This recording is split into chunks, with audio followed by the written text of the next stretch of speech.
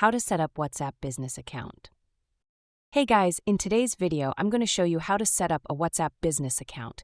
So make sure to watch this video till the end and let's get started.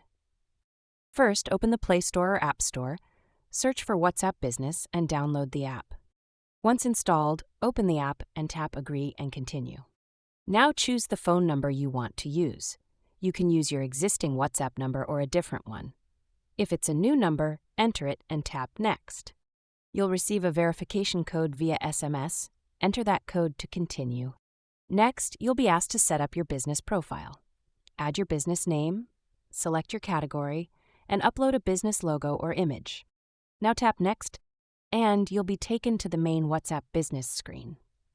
To complete your profile, go to Business Tools. Here you can add details like your business description, address, hours, email, and website.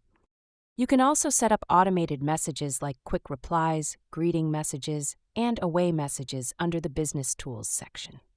Once everything is set up, you're ready to start chatting with customers using your professional WhatsApp business account. That's all for the video.